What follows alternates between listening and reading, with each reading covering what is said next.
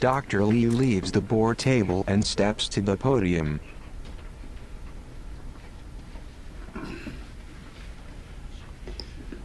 Well, before we begin our presentation on school safety and security, we have a number of special guests with us this evening. So what I'm going to ask you to do is just stand up and remain standing. When we get done, I'll give you a round of applause for your efforts in coming tonight and working behind the scenes with us. So first of all, our police chiefs from Libertyville, Clint Hertigan. Clint, would you stand? And from Vernon Hills, Pat Crease. So thank both of you for coming. From our fire department chiefs from Libertyville, Rich Karani, and from Countryside, which includes obviously Vernon Hills, Jeff Steingart.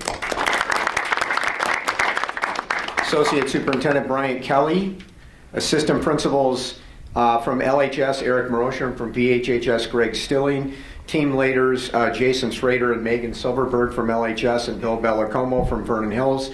Our school resource officers from LHS, Dusan Rasik, and from VHHS, Santos Rodriguez, and from school security and safety staffs from LHS, Bob Ulix, and from VHHS, Tina Blomgren. So let's give them all a round of applause. And thank you for all your work with us. And you may be seated now. Thank you.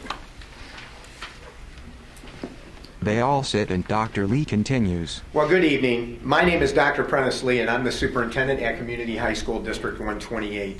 As we all now know, a little more than a week ago, another unimaginable mass shooting tragedy took place at Marjorie Stoneman Douglas High School in Parkland, Florida. LHS and VHHS principals Tom Colentus and John Gilliam, and then I, shared detailed messages with LHS and VHHS students and parents in the wake of that horrific event. As parents and students like me, you may be feeling profound sadness and or anger about the Douglas High School shooting, but also at what data suggests is a disturbing and growing trend in public schools as multiple school shootings have occurred across the nation in recent years. That trend and the ensuing loss of lives in such mindless acts of violence are concerning and scary.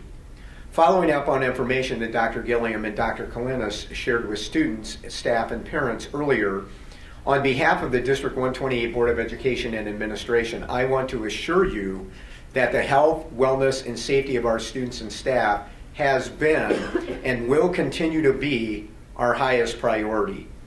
As Dr. Gilliam, Dr. Colentus, and I noted, consulting with school security experts and local law enforcement, District 128 has invested several $1 million over the past few years to install state-of-the-art security upgrades at LHS, VHHS, and the District 128 office. Some of those upgrades are very visible and obvious, and others, by design, are not, and they will never be. In addition, we continue to utilize and effectively partner with our extremely knowledgeable and professional local police departments and related first responders in Libertyville and Vernon Hills in developing, assessing, and implementing school security plans, including our substantive emergency crisis drills. In addition, District 128 has long partnered with Libertyville and Vernon Hills Police Departments to share the cost of armed, highly trained, full-time police resource officers at LHS and VHHS. Also, the Lake County Rapid Response Group, which would respond in an extreme emergency shooter situation, has and continues to do live rapid response training at both LHS and VHHS.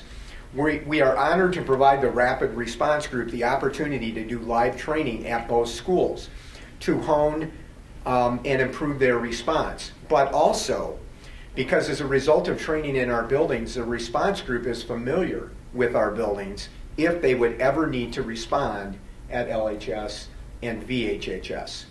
Finally, as Dr. Gilliam, Dr. Colentus, and I have shared, every school shooting situation is different. However, law enforcement continues to advise us that the best first line of defense to prevent such tragedies is for students to report anything concerning or out of the ordinary to adults, and for the adults to then process that information. As such, we encourage students and or parents to share anything concerning or out of the ordinary with us, and we will thoroughly assess and act on the information as required. We call that see something, share something. Our commitment and approach to providing a safe school climate as the foundation of our two excellent high schools has never been more important than in the world we live in today. We have invested in and taken profound structural security measures over the past 4 years, and we continue to work closely with law enforcement to learn and then apply the knowledge that is gained to our security assessment, planning, and application at LHS, VHHS, and our district office. We will continue to work together to ensure the health, wellness, and safety of students and staff. To that end, this evening, we would like to take the opportunity to provide a holistic overview and review of our school safety and security work. For our presentation tonight, beyond my introduction and overview, we will look at building security measures, security technology, school safety and security personnel, community resources, proactive school safety and security measures, and then we will have a closing and a final review, and then we will be happy to take questions. So without further ado, I'd like to introduce Associate Superintendent Bryant Kelly. Bryant? Brian Kelly returns to the podium. Thanks, Dr. Lee. So again, he mentioned that we're going to talk a little bit about our building security measures, some of the technology that we've implemented in our building, look at some of the resources that we utilize with our personnel, but also with the community. So to do that, to help us, I'm going to utilize a lot of the people that were introduced just a little bit earlier, from our school resource officers to our team leaders, to our security safety personnel. So they'll get up here and talk, and we'll kind of give an overview. And at the end, our hope is if you have any questions, feel free to ask some questions. So to kind of start us off, to kind of just kind of get in the mood of the lockdown, and we have a video from Dusan Rasic, so we're going to start that video. Hello, my name is Deuce Rasic, and I'm the School Resource Officer here at Libertyville High School. Today, I'm going to show you the procedures for a school lockdown. For those of you who are unfamiliar, a school lockdown is a means of securing the building and its occupants from both internal and external threats. There are 7 steps involved to a school lockdown. Step 1. Look into the hallway and bring in any students and staff. Teachers, upon hearing the lockdown alarm, you should check the hallways outside of your room. Have those students and staff members in the hallway immediately enter your room and close your door. Please keep in mind that the classroom doors are default locked. Students should enter the nearest classroom that they are directed towards. In the absence of a nearby classroom, you should secure yourself in the nearest room as soon as possible. Or leave the building if you are near an exit. Please keep in mind that if you leave the building, you may not know the location of the threat. Please exercise caution. If students and staff are outside of the school when a lockdown has been initiated, do not make any attempts to enter the school. If you see the exterior lockdown strobes activated, leave the area until you've been notified by officials that the area is safe and secure for you to return. Step number 2, close the door and make sure it's secure. Please make sure that you pull the door closed. The fob activated locks will only function for 30 seconds after a lockdown is initiated, which will provide the user a short period of time to open an already closed door with your fob. Once 30 seconds have elapsed, all fobs will be deactivated until after the conclusion of the lockdown. Step number 3, close the room's blinds. Closing the blinds prevents threats from seeing possible targets, both directly and by reducing the amount of ambient light inside the room. This also makes the room appear as if it is empty. Step number 4, turn off all lights. Like step number 3, turning off the lights reduces the chances of being seen by a potential threat. If a threat can't see you, the likelihood of harm is reduced. Step number 5, find the blind spot or safe corner of the room and away from the door. Staying away from the door and out of sight in conjunction with steps number 3 and number 4 reduces the likelihood that you will be detected by a threat. It may also reduce your chances of injury should a door be breached. Step number 6, silence cell phones and stay off cell phones. Although you may be tempted to use your cell phone, doing so may increase your risk of harm and place first responders at a disadvantage. It is important to silence your phones and stay off them. If a threat can't hear you, it can't find you. Additionally, if a large number of people use their cell phones at the same time, it can overload the cellular network and obstruct communications for first responders. Please stay off your cell phones. Step number 7, be prepared to blockade the door if needed, and be prepared to fend off anyone penetrating the room. There may be a need to blockade the door. There are many ways to do this, whether it be by placing furniture such as desks and bookshelves against the door, or binding the door arm with a belt. You should use whatever objects you can to block the door as effectively as possible. In a lockdown situation where a threat is present, the police will make every effort to arrive at the scene and stop the threat as soon as possible. However, there may be a need for you to take action prior to police intervention. As a last resort, if your door is breached by a threat, you have every right to take whatever measures necessary to protect yourself. Use whatever items you have available. These items can include books, Chromebooks, staplers, etc. Protect yourself with whatever means you have at your disposal. Now that we have gone through the steps to a lockdown, let's review. Step number 1, look into the hallway and bring in any students and staff. Step number 2, close the door and make sure it's secure.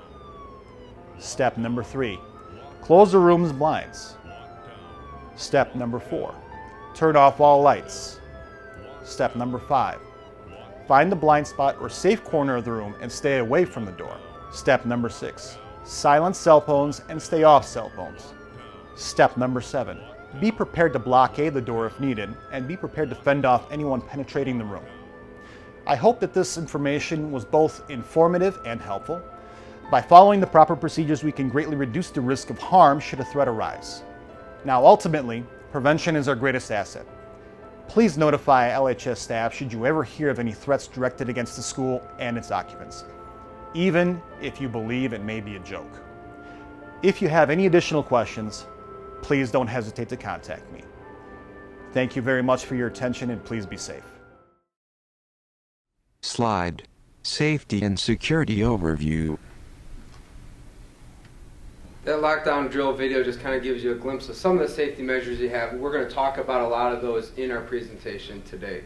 So the first that I want to introduce are Bob Ulix from LHS and Tina Blomgren from Vernon Hills. They're in charge of our security and safety staff. Bob Ulix steps to the podium. Good evening. Thank you. As Brian said, I'm Bob Ulix, the Director of Campus Safety at Libertyville High School. I also previously had the privilege of serving as the School Resource Officer at LHS from 2004 till 2016. There are several aspects to school safety, both physical and interpersonal. I'll begin tonight with some of the physical things that we do to keep our kids safe. One of the first things you'll notice at Libertyville and Vernon Hills High School are the ballards. Ballards create a barrier to stop or slow down a vehicle either accidentally or intentionally directed towards our entrance. While they're decorative in nature, they're very effective, extremely effective in slowing a threat. We've seen that more in the world where people are now using vehicles as weapons. It's the same technology and that they employ at State Department buildings, government buildings, and embassies. Safety film on entrances, windows, and doors. This is a safety film that we've used for years here at LHS and Vernon Hills.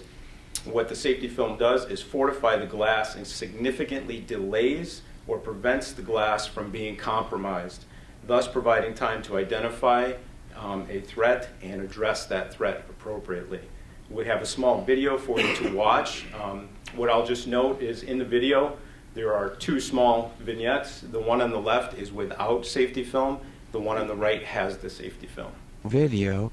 Deterring forced entry with 3M Safety and Security Window Film Ultra S600 Window Film. A hooded man shoots a gun at the glass in both of the two scenes on the screen. On the left, the glass has broken and the man steps through the window after 3 seconds have elapsed. On the right, the man shoots the glass 3 more times. Bullet holes and some cracking appear, but the glass remains intact. The scene on the left fades away as we zoom in on the remaining scene. The man proceeds to kick at the window glass multiple times, and the glass is still intact. He then tries to push the window into no effect. 32 seconds have elapsed as the man then returns to kicking the glass. He is able to make the bullet hole bigger and begins to pull on the glass by grabbing onto the edge of the hole. After 41 seconds have elapsed, he punches and kicks at the glass some more. After 50 seconds he has made the hole large enough to step through. After 55 seconds he is able to get his body through the glass with the window film on it. After 58 seconds he has made it through the window into the building. So that would have almost completely effectively stopped the Sandy Hook incident. That was the way he got into that school, was shooting through the glass. So I won't get into ballistics because that's a very complicated issue, but I can tell you that we use safety film on all of our entrances, the doors and windows located, as well as other specific areas in the school. The next thing, we have entrance doors locked with a two-stage entry system and intercom system.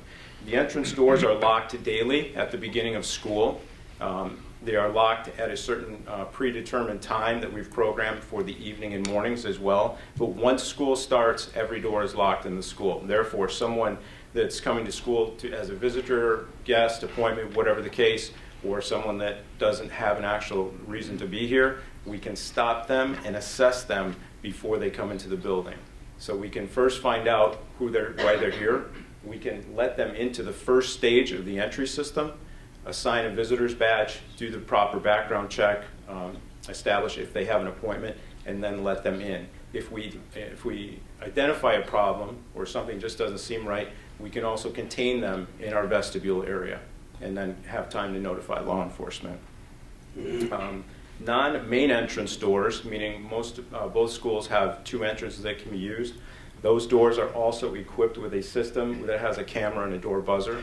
So for instance, students, teachers, other people can ask to be let in, and we can remotely do that. We don't do it as a normal practice, but obviously it is a school, and we do try to keep into consideration inclement weather, things like that, when we're dealing with our students. And then lastly, we have safety and security staff that monitor both of our desks daily. They're there all the time during the school. Actually, the working hours are 5:30 a.m. when practices start. There is someone there to monitor all the way up until 10 o'clock at night or later, depending on the event. So again, we have two levels of safety, physical and interpersonal, and we try to mesh them both. Right now, I'll turn this over to my counterpart at Vernon Hills, Tina Blomgren. Tina Blomgren steps to the podium. Thank you. Like Bob mentioned, we have a two-stage entry system. The visitor can be checked in through our Raptor technology, which is it's a national sex offender database. We can also look at a local list of visitors that should not be allowed into our building that we have entered in ourselves. Some of the other features that we have at the front desk is a computer system with a real-time video feed from around the building, both inside and outside of the building. The safety and security staff, in addition, has access to radios. It gives them the ability to communicate with our school resource officer, our deans, and also our school administrators.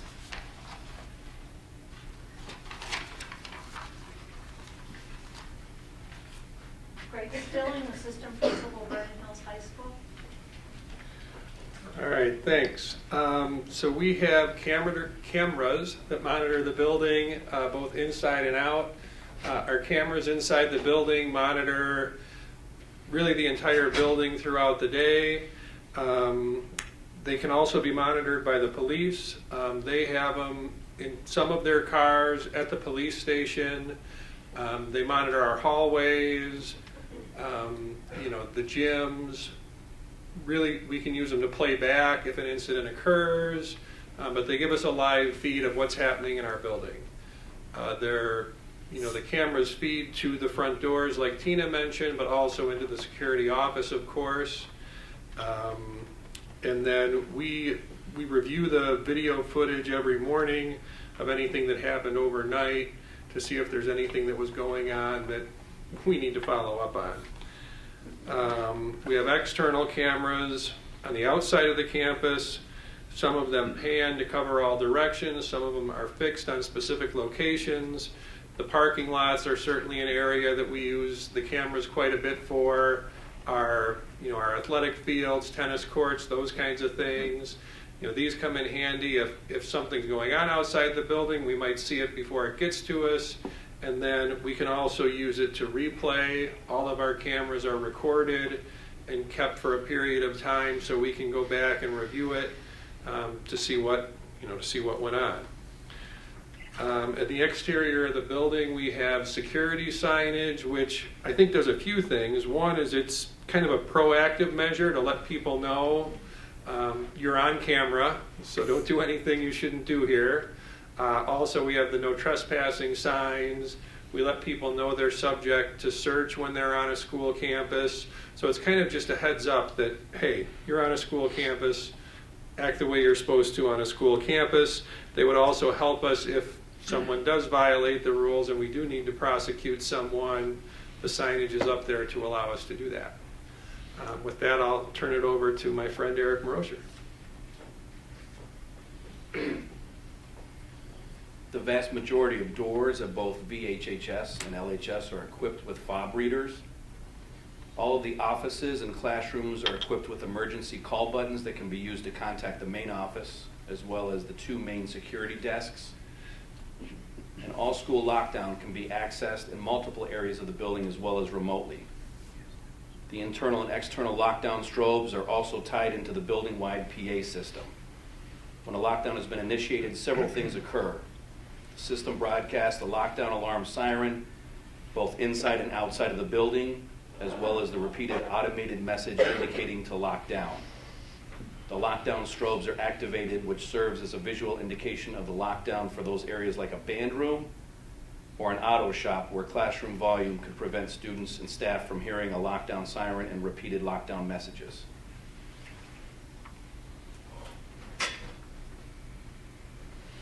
As part of this system, during a lockdown, emails are automatically sent to the 3 buildings, VHHS, LHS, district office, alerting to the lockdown. Contact is also made to the driver ed cars informing them of the lockdown, thus rerouting them to an alternate location. Also with these actions, when a lockdown has been activated, all doors with fob readers lock immediately. Throughout the year, VHHS and LHS utilize InterQuest canine search services. In addition to drugs and alcohol, these highly trained golden retrievers are trained to passively indicate should they encounter gunpowder residue. Securely is a software utilized by VHHS and LHS that flags student content or searches conducted on D128 issued Chromebooks that might indicate potential harm to self or harm to others. Administrators are notified when such content has been flagged. Both VHHS and LHS employ a full-time safety security staff. Safety and security are located throughout the building as well as outside the campus. Many are former firemen, police officers, and military personnel. Worthy of note, between the 2 buildings, our safety security teams have a combined 144 years of prior police, fire, or military experience. All members of these safety security teams attend ongoing training, which includes CPR and AED training. Part of the ongoing daily responsibilities of these teams is to monitor cameras, building entrances, restrooms, and other key areas of the facility. I'd like to introduce VHHS School Resource Officer Santos Rodriguez.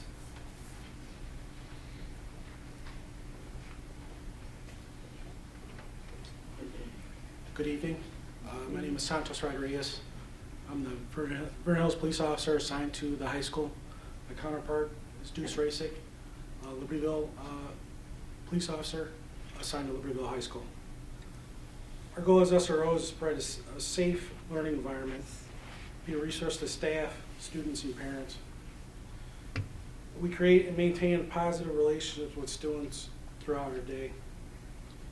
We try to reduce juvenile crime by helping students formulate awareness of rules, authority, and justice. We address these matters not only as law enforcement officers, but also as mentors and guest speakers in classrooms. We work closely with school administration in regards to school safety and security. We as SROs frequently speak to the students, answer questions they may have in regards to laws and ordinances they come across throughout their young lives around town. We also are part of the both emergency response teams and crisis teams. Officer Rasick will explain further. Good evening, everybody, and thank you very much. As part of our ongoing efforts to maintain the safety, security, and well-being of our students and staff, we have two teams that help meet these needs. One being our crisis team, and the other being our emergency response team. Now, our crisis team is a group composed of administrators, team directors, counselors, social workers, the SROs, as well as other staff members. The team meets to help mitigate any significant events or radical changes, which can include bomb threats, student or staff deaths, and other major campus incidents. The team's purpose is to evaluate these situations, properly communicate information, and to provide assistance. Our emergency response team is a similar group of individuals that oversees responses to emergencies such as active shooter incidents, fires, natural disasters, even power outages. An important component to our emergency response team is, of course, our emergency response manual. These manuals essentially list the appropriate guidelines and protocols on how each specific type of incident is to be handled. The manual is also readily available to our first responders with regards to the Libertyville Police Department as well as the Vernon Hills Police Department. Also, these manuals are also reviewed annually to see if there's anything that can be added to them. We also have what we refer to as emergency response team members who possess what we call our emergency response team kits. Contained within each kit is a student roster, bus information, as well as the manual, school maps, and other materials that will enable anyone who bears this kit to manage and operate, as well to operate the situation as well as to account for students, staff, and resources.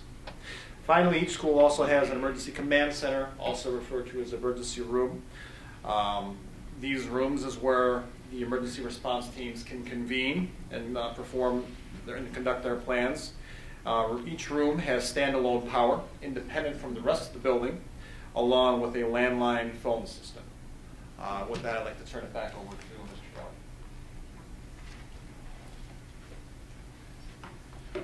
Yearly, as required by the Regional Office of Education, we're required to meet as a team to kind of review our safety measures. So our team will get together, much of the people that are presenting tonight, plus our fire departments from Countryside and Libertyville, plus our school nurses and a few other key personnel. So we meet yearly to kind of go over our safety review for the year. We talk about the drills that will be conducted throughout the year, from our fire drill, tornado drill, lockdown drill. Talk about the video that you saw earlier on the lockdown drill. And just a note, even though the Regional Office of Education requires one annual safety meeting, we have more meetings throughout the year, whether it's in a larger group, a smaller group, and I think those meetings are just as important. So just to meet the minimum needs isn't always the best, but we're constantly meeting as groups to try to create some of the best safety protocols and procedures that we can in our buildings. And again, that includes, looking at our lockdown protocols too outside of the building, and we've refined those over the years, from our driver's ed vehicles to how do we notify somebody that's out on a field. They may not hear things, so we do have strobe lights that are outside the buildings, and our teachers are aware of that. So we'll go through all that, and we're constantly monitoring that throughout the year and in our annual safety review. One of the things that Dr. Lee talked about was our rapid deployment training in the buildings for local law enforcement. And I think that's one thing that's helped our local law enforcement keep up with their training, but I think it's also helped us, and maybe along the way they're giving us some pointers back about some things to look for in the building. So it's been I think a good partnership with our community and working again under the Regional Office of Education. But one of the things that really I think helps us along the way is some of the relationships that we build with our students and our staff, and that they build with each other. We talked a little bit about those two pieces. So there's the piece of the building and the technology, but there's the other piece of really working with the people in our building. So the next group I'd like to introduce, and they'll talk a little bit more about it, is our LST team leaders. So if Bill, Jason, and Megan would join us. Thank you, Mr. Kelly. My name is Jason Schrader, and my goal here is to try to paint a picture of our learning support team system, LST system that we use not only here at Libertyville High School, but also at Vernon Hills High School. In an effort to try to increase our communication, build relationships, make a big school seem manageable, not only for our students, but our parents and our families, and give all stakeholders a home base, we have learning support teams. Our student service department is divided up into these learning support teams. The learning support team consists of, but not only, team directors or deans. Our role is to kind of oversee the team, organize the team, but also to be a member of the team to oversee discipline and attendance. The school counselors, their area of expertise would be academic. They help build the schedules. They can add and drop classes. Parents and students can go to see them for advice on their 4-year plan. Social workers, they focus on the socio-emotional aspect of our students, and they're also a resource to our families. Educational support personnel, our ESPs, those are what we like to call our office managers of the learning support team. Those are the ones that you talk to when you call in. If you are going to call your son or daughter out for a dentist appointment, most likely you're going to talk to one of the ESPs, and they're going to help manage that. They're going to be the first ones that you see when you walk into the LST. Representative from special services are also on the team. We have our school nurse, Cam. I couldn't go without saying that. She's a vital member of the team. And the school resource officer. They're all members of this team, okay? I think the goal is to provide a one-stop shop for our students and our parents to go to with any questions as far as student services, academics, behavior, just questions in general for their students as they're here. That one-stop shop is what we want to do. The teams are divided by an alpha slice. So here at LHS, we have 3 teams, an A through F team, a Q through Z team, or excuse me, A through F, G through P, that's the team that I'm on, and the third is Q through Z. So students are on those teams for 4 years. If I could kind of paint a picture, and Eric Morosher, this is Eric's picture that he always says, if you look at a high school like a big wagon wheel, and all the different spokes are clubs, activities, sports, fine arts, health and safety, academics, all the different initiatives, the hub of the wheel is the learning support team that holds it all together. That's where the relationships are built. And our number one ultimate goal is that each one of our students has a connection at the schoolhouse, and that LST can provide that connection. But we're also there for teachers, for the monitors, for security, for support personnel, for coaches, for sponsors to reach out with any questions that they may have so we can help facilitate those questions. Okay. Next up is Bill Bellicomo. Thanks, Jason. In LST, we have many things in place already that we use for information about our students and to provide information to our students and to our staff. If you look up there, first thing that we use is the online bullying report. It can be accessed on both websites. If a student feels that they're being bullied or harmed by someone in the school, they can make an anonymous report, or they can put their name on it.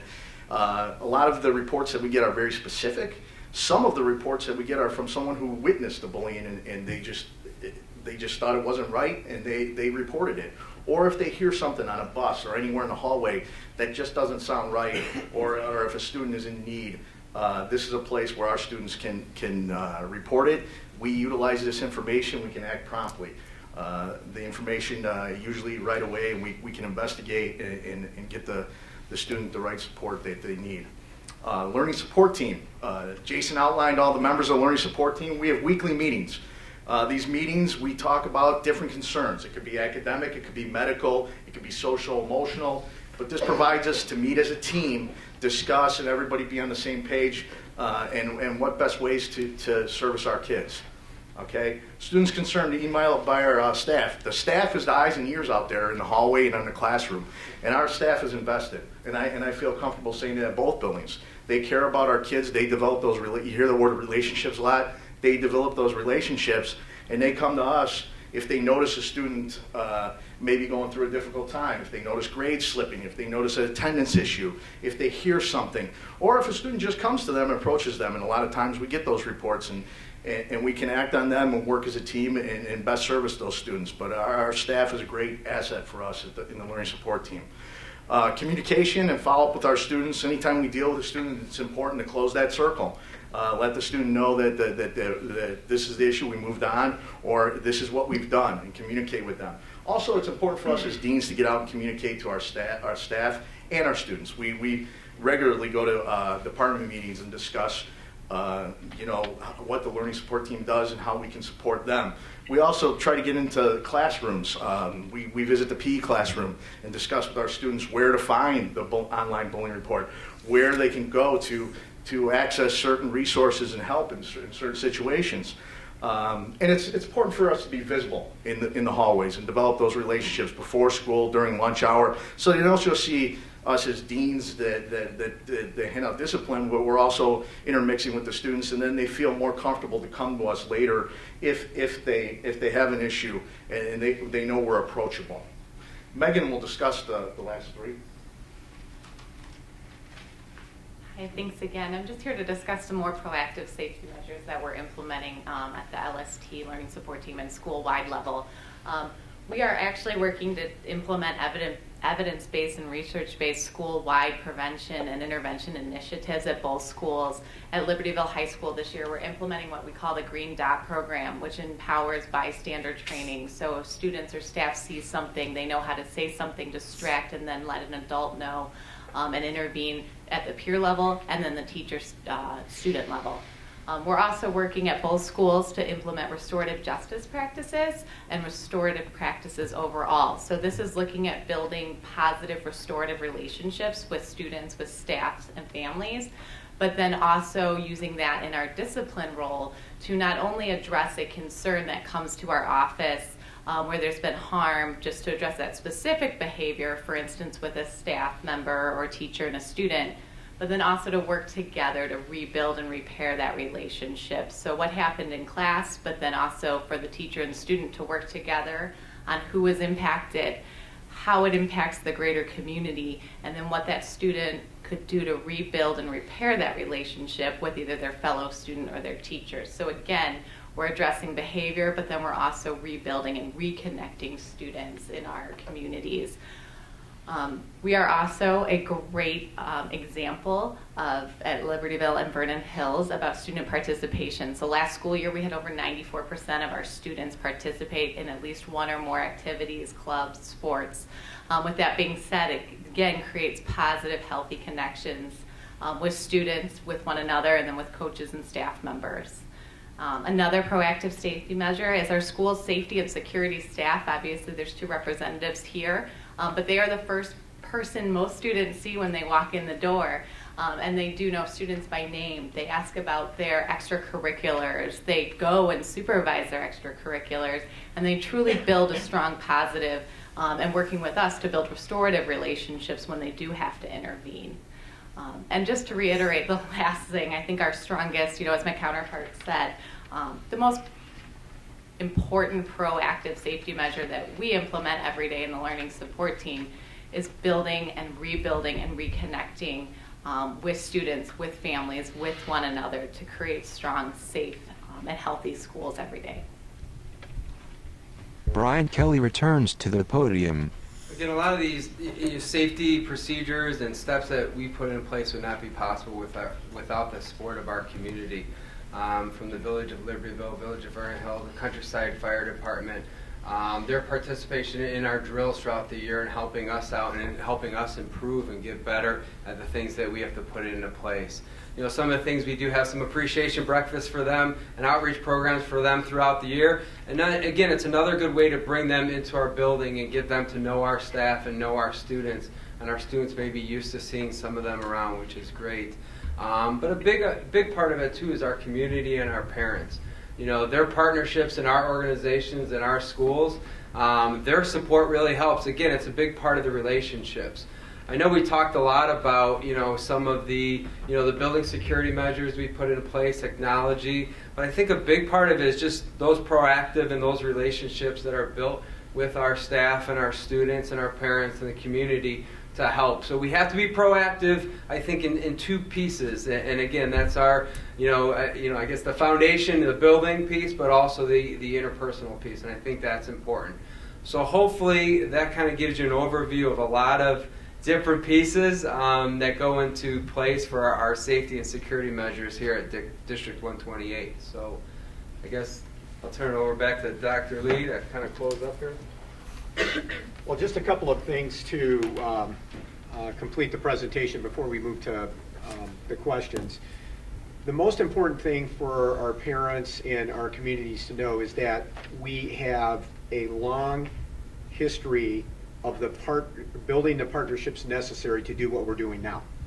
And that's evidenced by the ladies and gentlemen who are here with us this evening, the work that our colleagues that have talked this evening are doing in the building with our students and working with parents.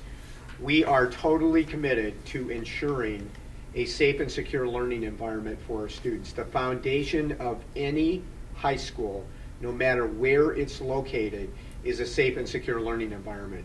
Because if we do not have a safe and secure learning environment, we cannot help kids be successful if they're not in a safe, in a secure environment.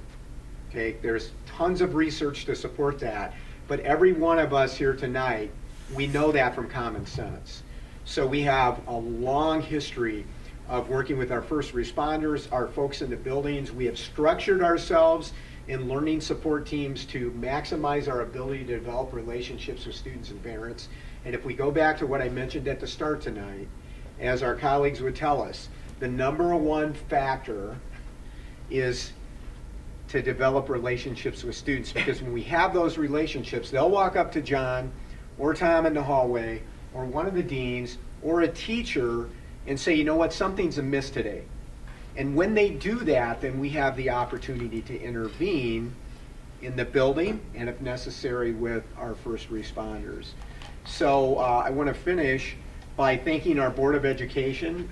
We've got several new members on the board this year, but they have been tremendously supportive. But our boards, over a period of time, I've been in the district 13 years, whenever we've come to our board with a plan to enhance our security, our board has listened, they've asked good questions, and they've supported us. And we can evidence that by the expenditure of several $1 million over the last few years in technology.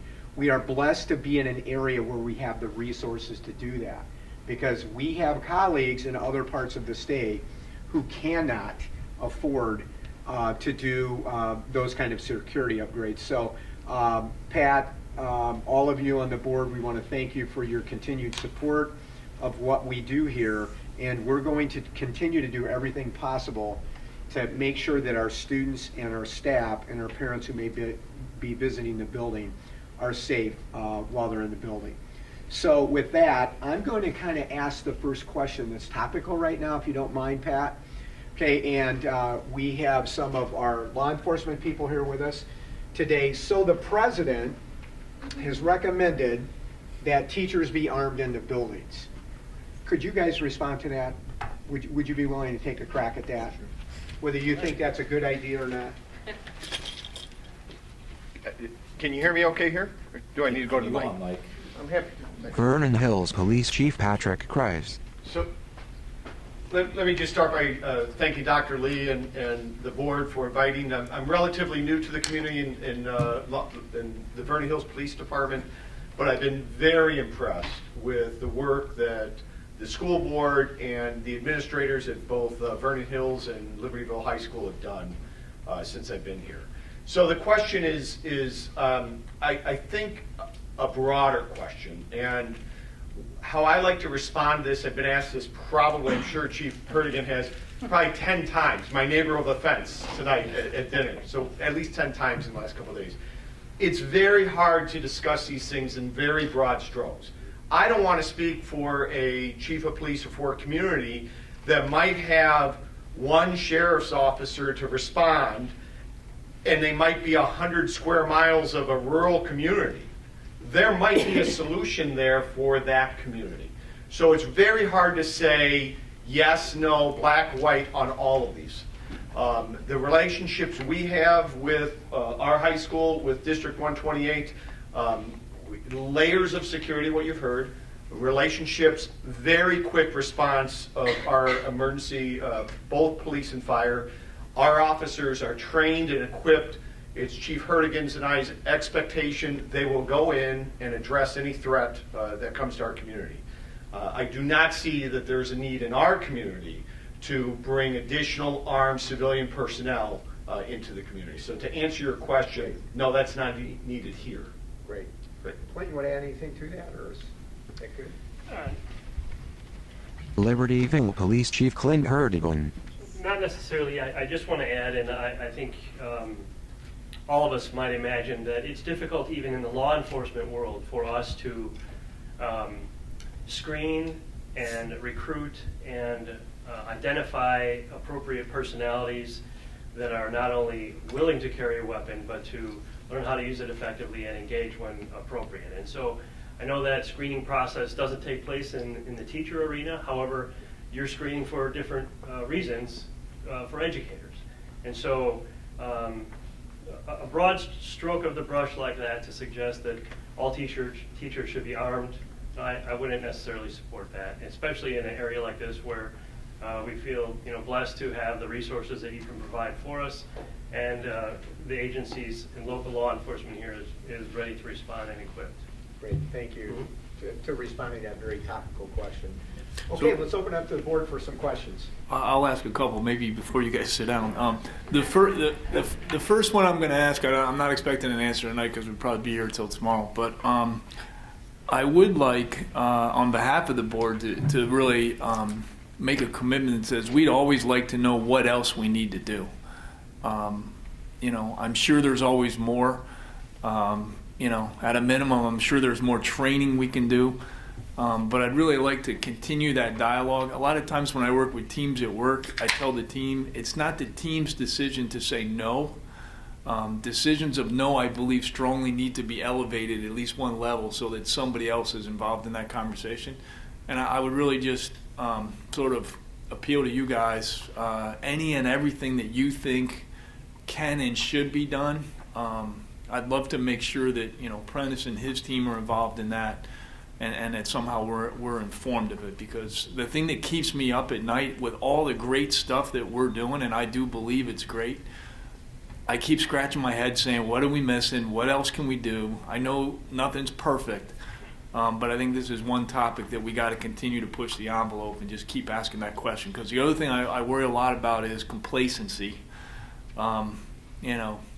Most of us probably walk around thinking not in Vernon Hills, not in Libertyville, but it only takes one afternoon to change that for life. So I really want to challenge us to never be complacent. I think we've got some good technology, but if you still leave the door open, someone's going to get in.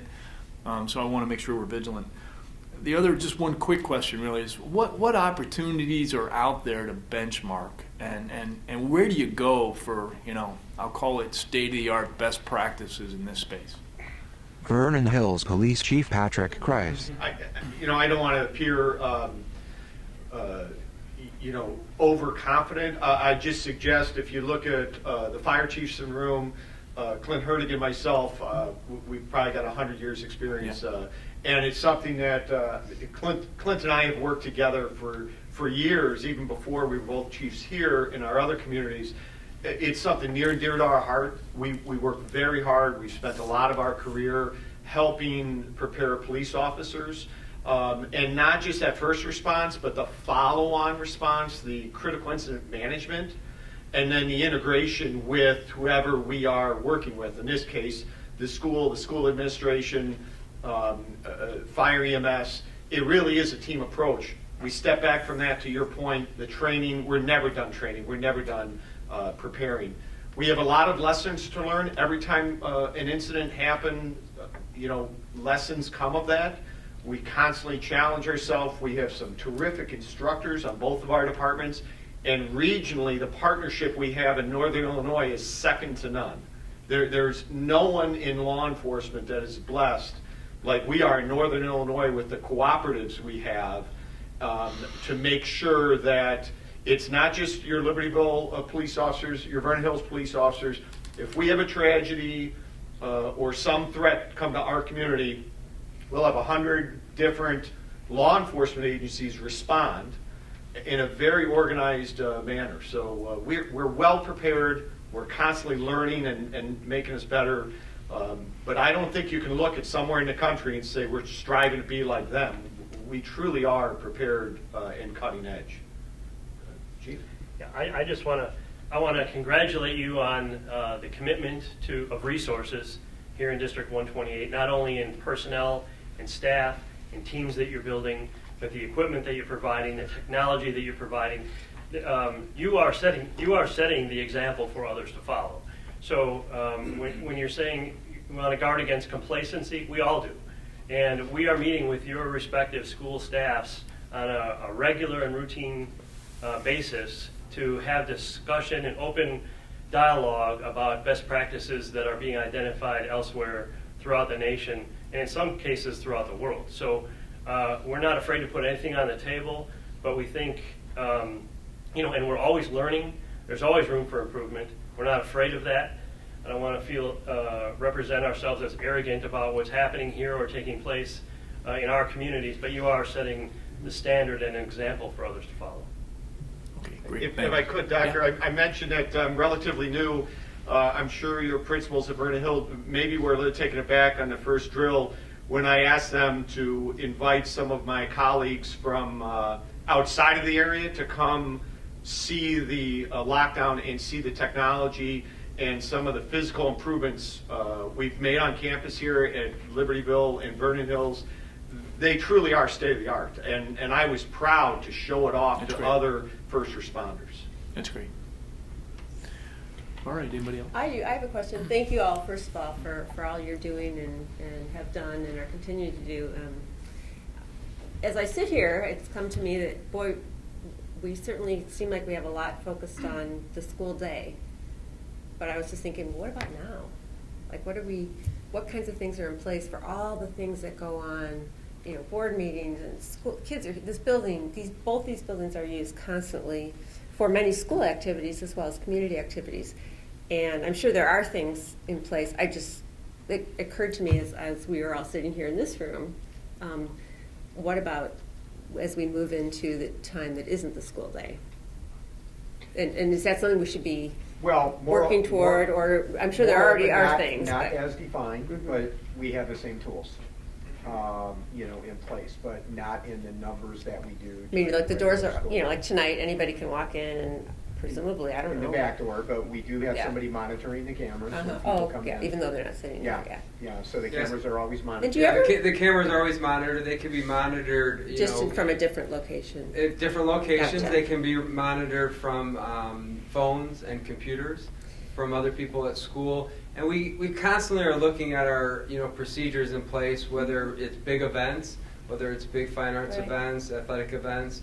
And we kind of talked about that a little bit last week on some of those things, or even off nights. But we do have security in place here until we close down the building each evening. We also have expanded our security staff, somebody at the desk throughout the weekends too, on Saturdays and on Sundays. So. And would it be pretty difficult for someone who's here, like particularly at a time when it's non-school hours, to come in easily, but then conceal themselves somewhere in the building? Or is that, you talked about people monitoring restrooms and other places during the day. It's still it's got to be tricky. It's tough with the amount of cameras in the school. I think it would be hard tough to do, and the way they're monitored, and we have three shifts. And I'm sure you have other things that we don't. We have 3 shifts of custodians as well. Mm-hmm. So the building is never really completely empty.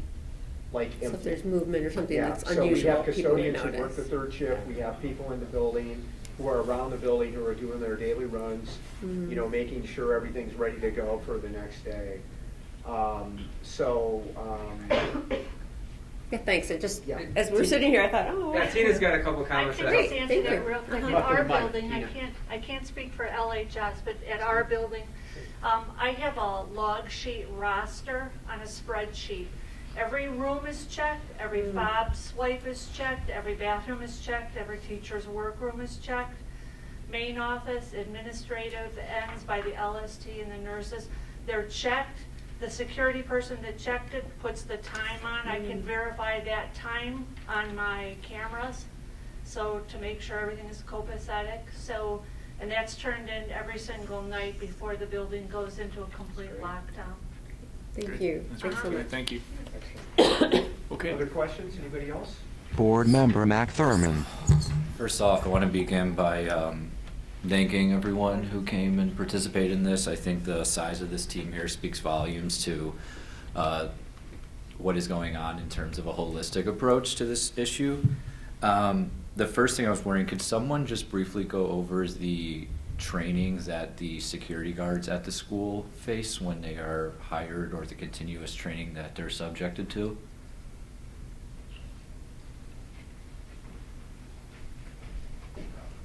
Again, Bob Ulix from Libertyville. I can speak for my staff. I have 3 retired deputy police chiefs that work for me, so we've been doing this a long time, as well as I have. When we developed a lot of this, what we try to do is anytime there's a lot of classes that are offered, if there's a seminar at CLC, we'll try to send people there. But every Wednesday, we try to sit down and meet, and we'll do in-house training. We try to use our experience that we have.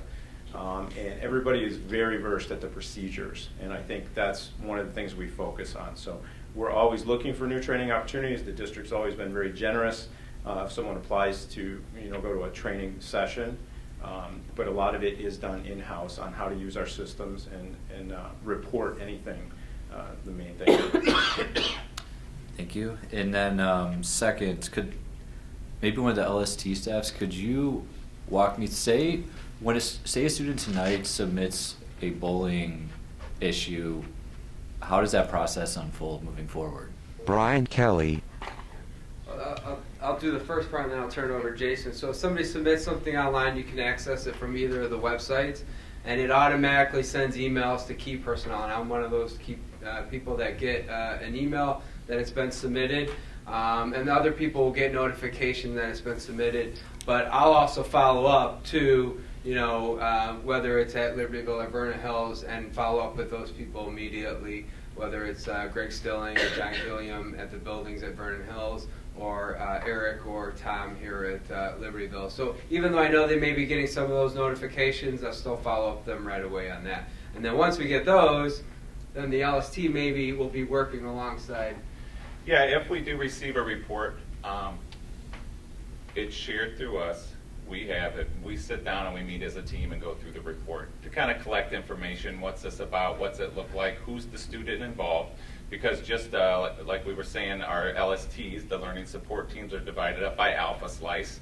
So maybe I have a student that's involved along with Megan, so her and I will work through the situation together. But even before that, we collect as much information as possible from the report. We sit down, come up with a game plan, and then follow through. Typically would have to do with sitting down with the students and trying to work through it to see if what's on here is exactly what happened, if it's all matching up, but then bringing the parents in as well and trying to close that loop. And as you could imagine, it could be anything that you receive a report on. It could be something that you could bring the SRO in. Maybe we think there's a crime there. Maybe it's not that level at all. Maybe it's two friends who aren't getting along at lunch. So collect the information, sent out as a team, come up with a game plan, and then follow through with that game plan. Working through with the students, working through with the parents, working through with whoever is involved, and trying to just fix and repair that situation so we can move forward. Does that help answer the question? Thank you very much. Okay. Just to extend that one step further, and several people have touched on this tonight, but Mac, to take your question a little further. Let's say we get a bullying harassment report that actually says, I overheard a student, or I saw a social media report tonight that somebody was going to do something bad to the school. Okay, so immediately Brian would start getting a hold of folks. He would contact me. We would start contacting people at whatever building it was involved in. And then at some level, we're going to be working with our first responders to do a threat assessment. Okay, and that's really important because they have significant experience in terms of doing that. So we're going to lean heavily on their work with us in terms of assessing that threat to see what the information is and running out any appropriate ground balls. A good example of that just happened at Mundelein High School next door. Okay, and first responders did a great job with the school. I think they have found the individuals that were responsible, and they will be held accountable for that. There probably wasn't really a threat, but you cannot make those kind of threats. But that would be an example of a follow-through. But our work with the first responders on a threat at that level, okay, is going to be right from the beginning, and it's going to be leaning on their expertise heavily along with the relationships we have, the knowledge of our students, and putting that, as Jason said, putting that information together, collecting that information, and working with them side by side until we bring that to some resolution. And that's a really key component. That threat assessment piece is a very important component of that process. That help? Yeah, thank you. Okay. Okay, any other questions? Okay, how about we give you guys Thank you, guys.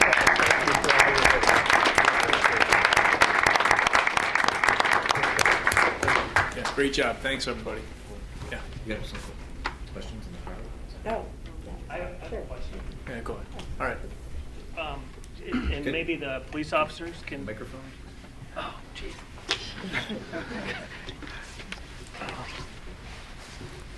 It's for the people who watch it on video. That way they can hear your question. Okay. Thank you for arranging all of this. My name is Jim Connell, and my question maybe is for the police officers.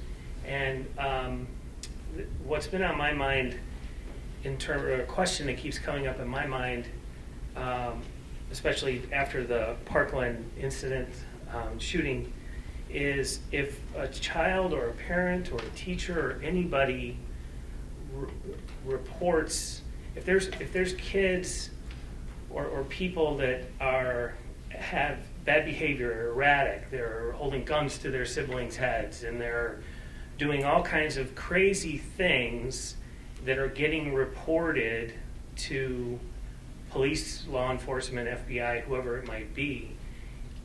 I'm trying to figure out why, what can be done. Is nothing done because of the fact that they haven't broke the law? Like, for example, if somebody's doing weird things and saying weird things, they're not necessarily breaking the law, right? So my question is, what can be done? You know, if we're all see something, share something, how does that get elevated? I don't know the law that well. I don't know how it works, but it's baffling to me, without getting too specific in terms of the Parkland thing, but it's baffling to me that this behavior of this person was so crazy and out of control and kind of absolutely insane.